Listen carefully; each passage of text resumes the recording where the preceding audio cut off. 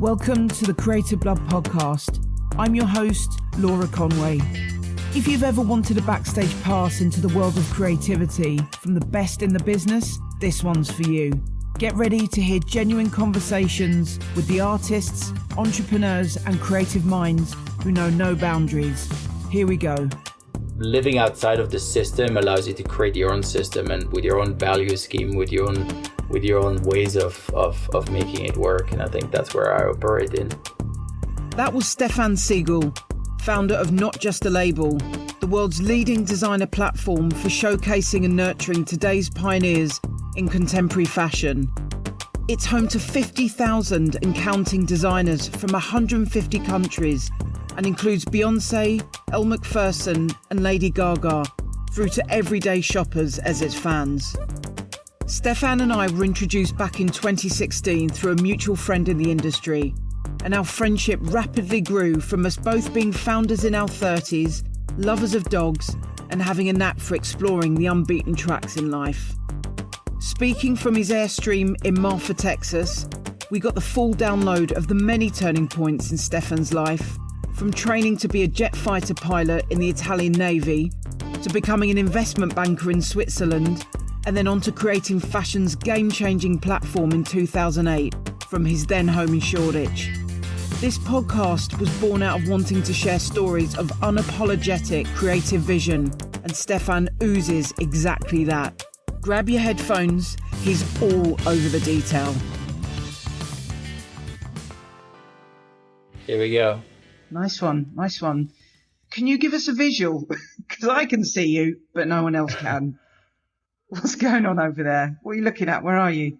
Well, I'm sitting in a tin can, which is a 27-foot Airstream, and currently it's parked in MARFA in Texas, and I'm looking out to pastures and fields, and there's a strong wind and a dust storm since a couple of days. But yeah, I've been living in this thing since pretty much January 1st, and decided to escape the lockdown and go and see the country. I mean, I'm European, and not many people can say they know the United States, and I think there's so many thoughts that especially us Europeans have about that country, but not many people actually hit the road and go and see it. So obviously it's a totally different atmosphere. All of those cities and towns that you've been exploring and sort of parking up in, obviously you're having to fill up the RV, you're having to sort of walk around a bit, you've got to walk ranger.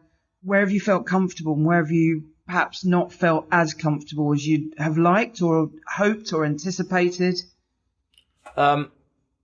What's strangely comforting is actually staying in the total wilderness. I mean, that for me almost has a comforting effect, while I know for other people, when they start seeing rattlesnake signs or signs that you're in bear country or there's mountain lions, there's all sorts of sort of insects. Strangely, those environments are very comforting to me. I remember falling asleep in the middle of New Mexico in something called the City of Rocks, which is of a 30 million year old rock formation that was a sacred site for the native Indians, and they allow you to camp there. And I remember I fell asleep, and from where I rest my head and watch up, I can see the stars. And I just thought, wow, this is so peaceful. You don't close any blinds. You just go to sleep when the sun goes down. You wake up when the sun comes up again. So that is really comforting. Perhaps, it would be harder to get used to civilization again. That's for sure. What perfect time to just press the ejector button. Yeah. Because that's what the world did, but not officially. So everybody just did their own version of it. Obviously, of course, yours is extreme, which makes me smile because I know that that's a big part of who you are, just wanting to sort of press the ejector button and go. But to have actually done it in a country that every town, every city looks and feels so different. You've got to feel so comfortable in so many different types of settings. El Paso, was there a record scratch? I haven't actually been to that city, but it's actually quite a big city, and it splits the border with Juarez, which is apparently right now the world's most dangerous city. So you can definitely feel that across the border as well. It's funny because, you know, I grew up when I was in school, the Berlin Wall fell, but I can't recollect any other city that splits a border where there's a wall drawn through the city, and on one side of you can literally, from driving on the freeway, you look down to the Mexican side and you see the favelas going up and down the hills for miles, and then you're on the side with, you know, McDonald's and Subways and Domino's pizzas lined up.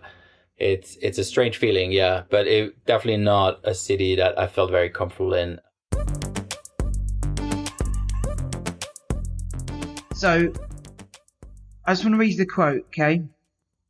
Not just a label's guiding spirit is encapsulated in its logo, a black sheep, a symbol chosen to represent the mission the company has set for itself.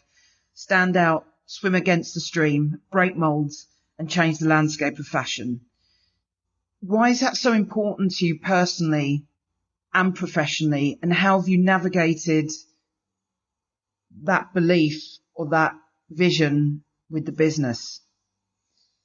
Well, you know, I think we had this discussion, you know, in previous conversations, and I think what it always came down to was realizing that, I think for me, you know, the journey I've taken in my life is full of detours, but then again, from my perspective, it's a very linear journey of just doing as many things that you can do, you know, experience everything you can experience, doing things that you might not like, but you just do them for the sake of finding out if you like them or not, for sort of almost ticking off an experience and continuing that journey. And I think it's probably partially because of my upbringing as well, where, you know, where I come from, people, you know, go to the same school, the same university, take the same job, and you know, and turn the autopilot on, and that's your life basically. And for me, it was never enough, you know, like, and that's why, as you mentioned before, I left school at 15 to join the Italian Navy, and I did a cadet or a military naval school in Venice in Italy for 3 years.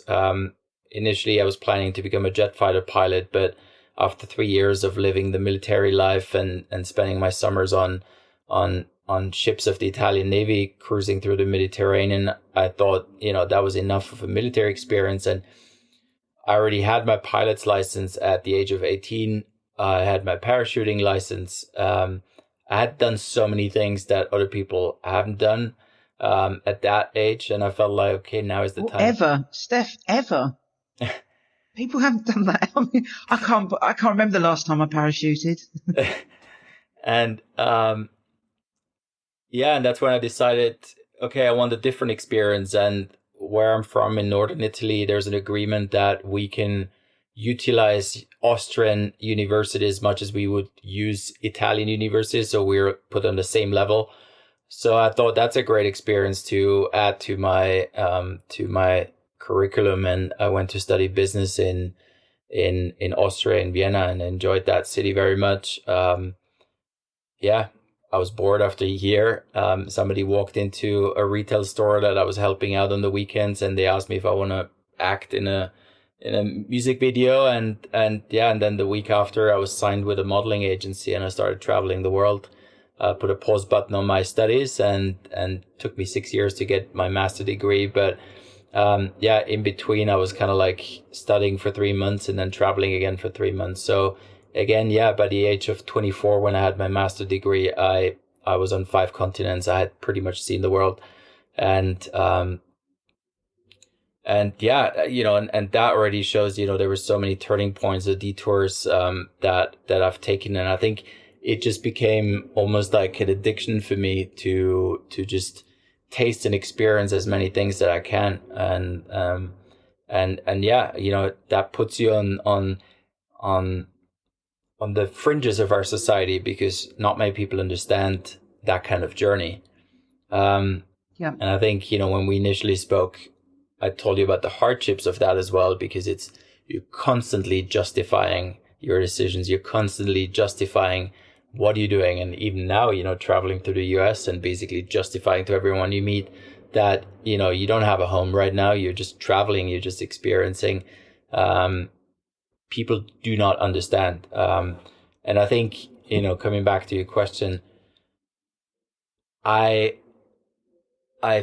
found myself sort of seeing a lot of counterparts in emerging fashion designers who also share that type of experience, sometimes because of their way of thinking, their creativity, their sexual preferences, whatever it is.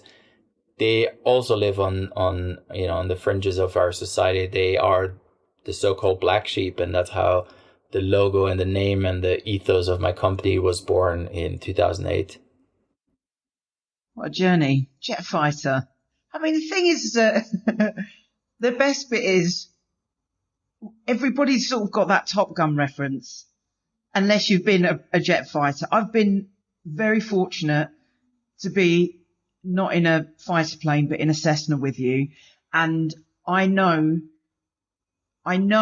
from knowing you how much you give to everything. And I know the level of concentration and the precision and the expectation that you're consistently putting on yourself to make sure that you're learning. You've got your eye on the immediate, what's right in front of you, but you're equally planning, 10 steps ahead. And obviously that's sort of like producer centric as well, It's like you've got backups for your backups. But that's the best bit. And that also is not usual. People usually, I think, or more naturally would gravitate towards having a plan, sticking to the plan, not really having a backup because they're assuming that the plan is going to go according to plan. So you're not really allowing for those detour moments, but equally when you're open to them, that's sort of when the magic happens, I think.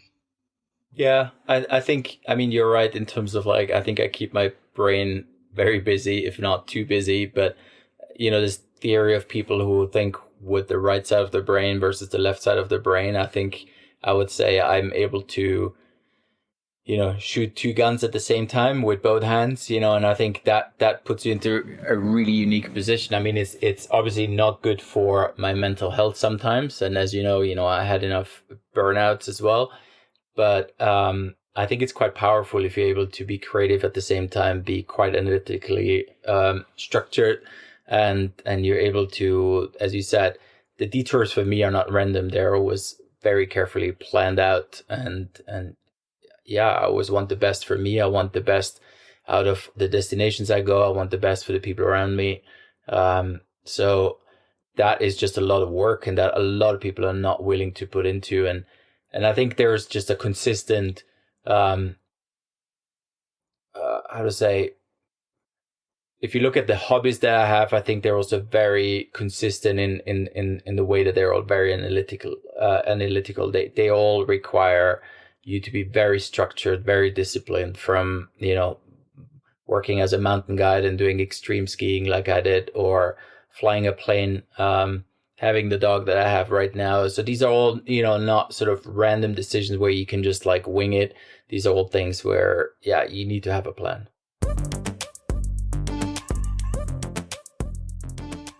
How have you navigated scaling the business while simultaneously moving through your personal life cycles? So it's obviously you're straddling these two worlds. You're extreme in your head and your heart, and you're then you're having to make very practical, efficient decisions that have huge consequences. And they're also, I think, there's a lot of heart and soul, because obviously you're speaking to artists and you're communicating with a community, which means you need to be sort of on the same wavelength and speaking their language. But obviously you've got a business cap on whilst you're doing that. And then you've got the personal side where you just want to take off and you just want to jump out the plane and you just want to, hike up to a mountain and see how long you can sort of stay up there for, So what's the process? Because I would say it takes a fiercely creative brain to straddle those two worlds. What do you think?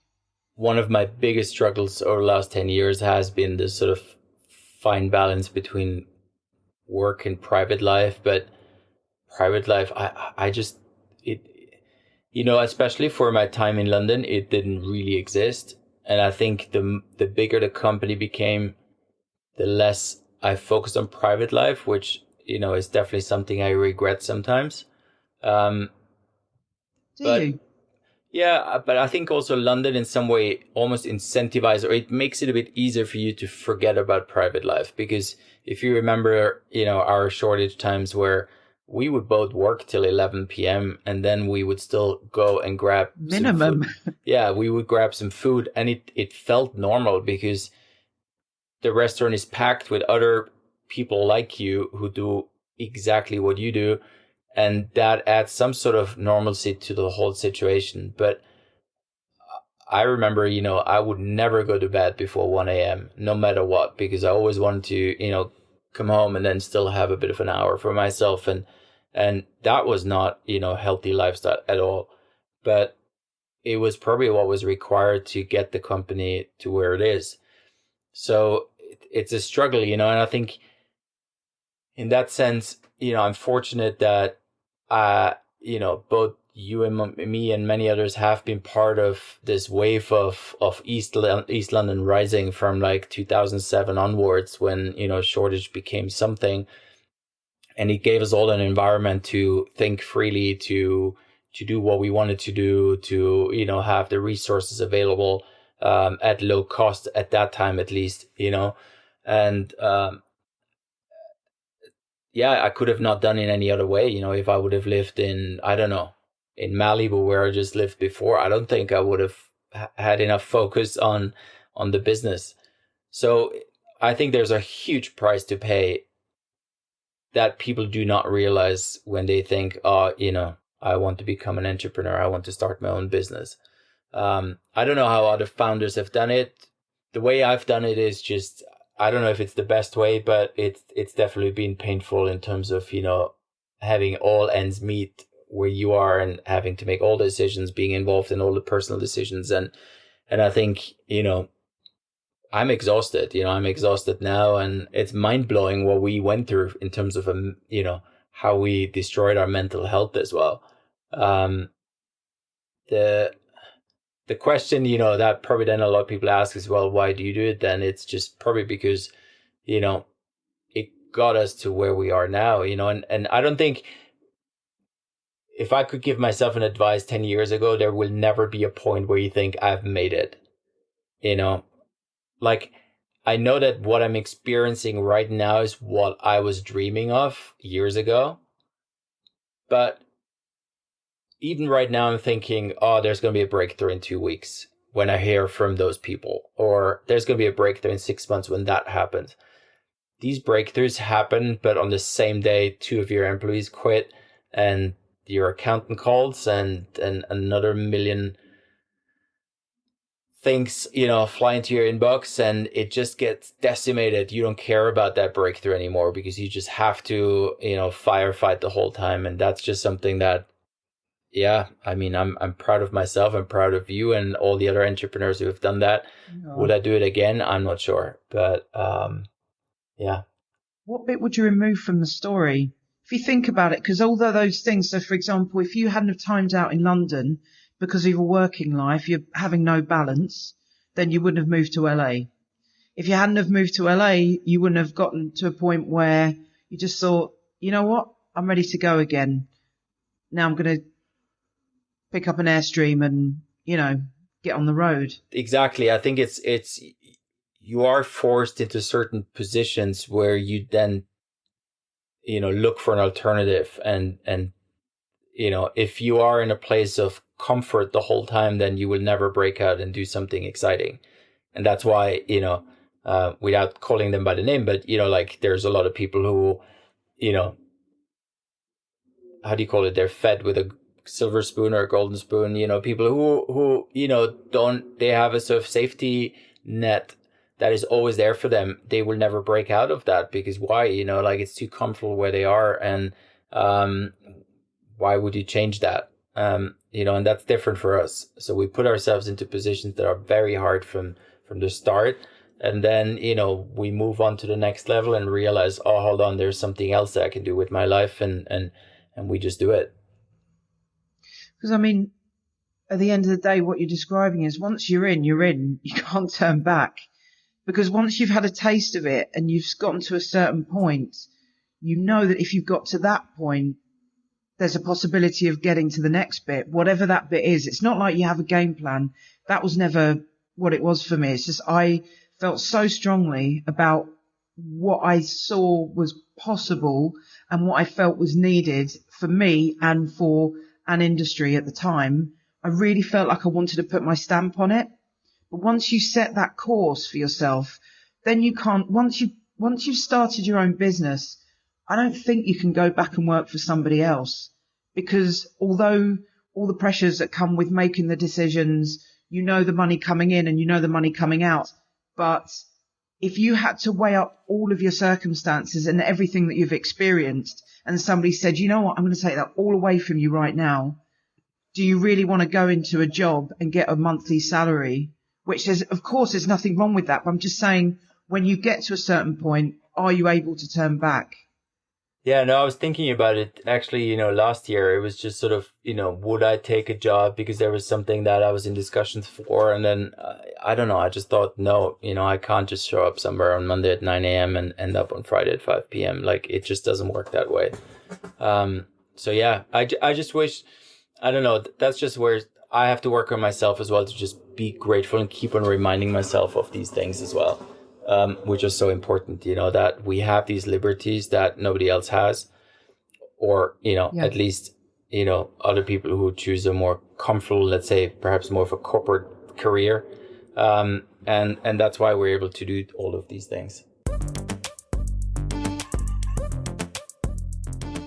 Can you remember a time when you pressed the ejector button and it didn't work out? I mean, you never know if it works out or not, because if I didn't press the ejector button after my military high school, and I would have just accepted to go into the Air Force Academy, what would have happened? I don't know. It's I think it's a bit like a playbook. You choose A or B and then go B, but you never look back. I mean, there's definitely moments. I remember. So I studied in Vienna at the business university, and then my modeling career took off. And then my agent said it would be better if you were based in Milan because you're Italian. And then I thought, oh, that's a great idea. Why do I not just continue my studies in Milan? And I gave notice to the apartment I was in, packed everything into a car in June when the semester was over, drove it back home. My parents were appalled. And then a few weeks later, I took a train to Milan and just walked into the university with my sort of list of exams that I already took in Vienna, thinking they will just, acknowledge or accredit them, which they do. But, I remember the lady asked me, where's your 40-page dossier with all these application documents? And all I had was this one pager from the University of Vienna, and she kind of laughed at me, and then I called my dad and he was like, well, now you have to just, expeditiously go back to Vienna and sign up for the next term, and like, that's where it didn't work out. But I think there's countless of episodes where it doesn't work out, but you just keep on trying. So it's not just, I think these big decisions of moving from, I don't know, Vienna to Zurich, from Zurich to London, then to New York, then back to London, then to LA, then to Malibu, and now into an RV, like that's sort of the main plot. But there's been countless of episodes where obviously it didn't work out, or I didn't like it, or I had to backtrack.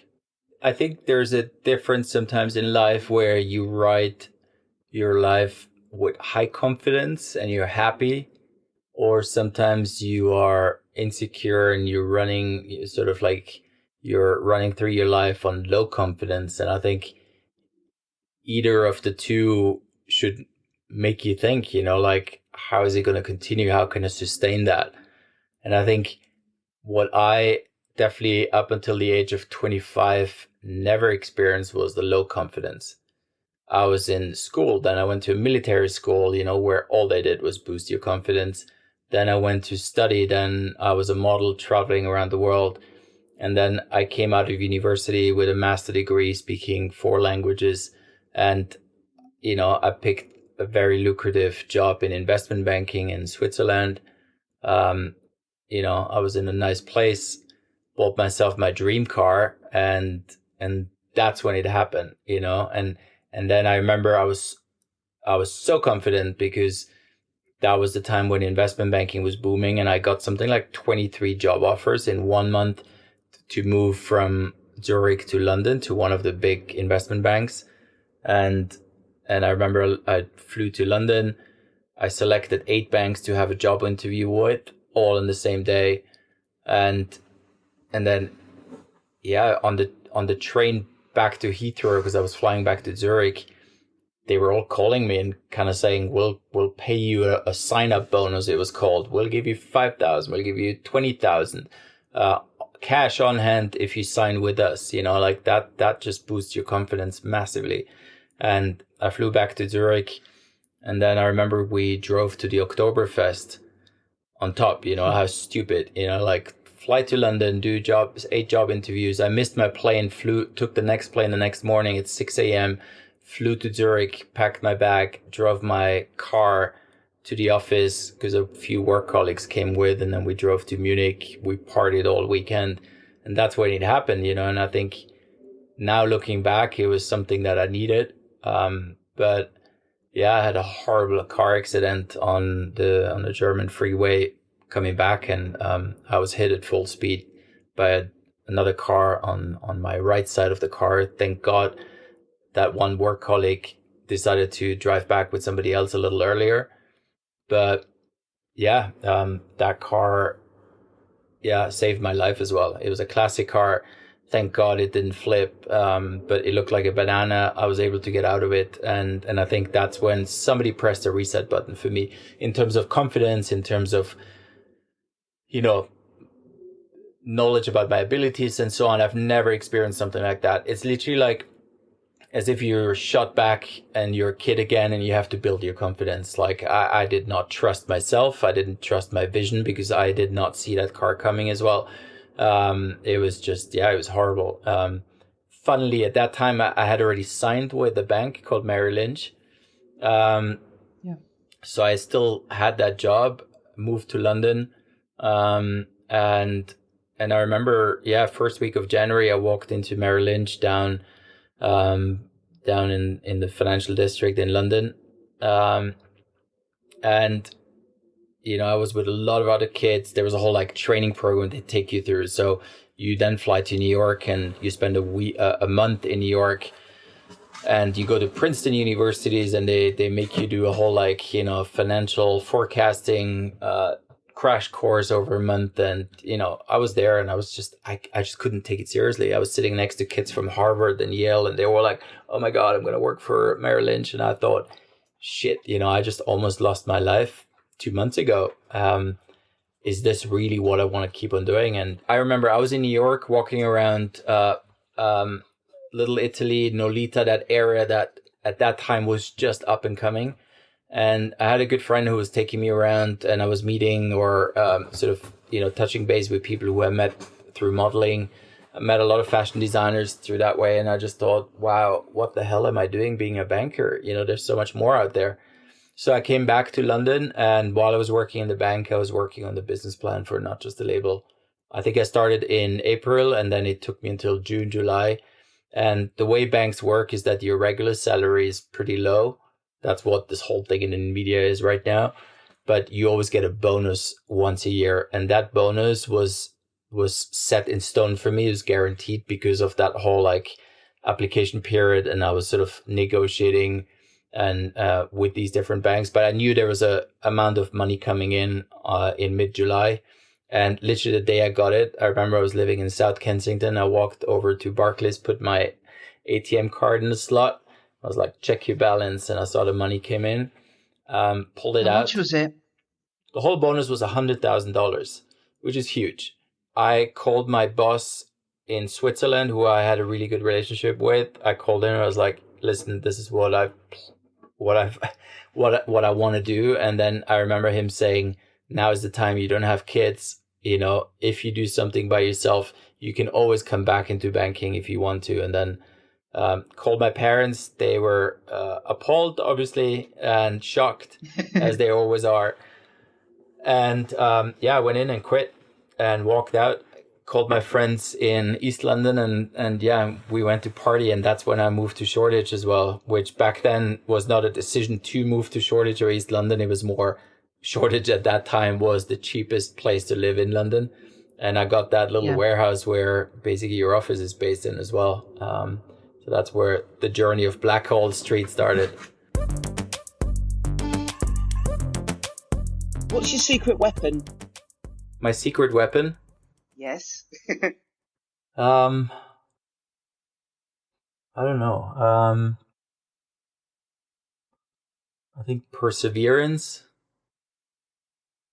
and perhaps not sharing the same values that a lot of people have, and not in a bad way, but, in a way that, especially in business, people think they have something against you, and they can force you to do something, or they can force you into a certain direction when it comes to negotiations. And I think if you think otherwise, if you don't share the same value system that they have, then you can negotiate things that work for you.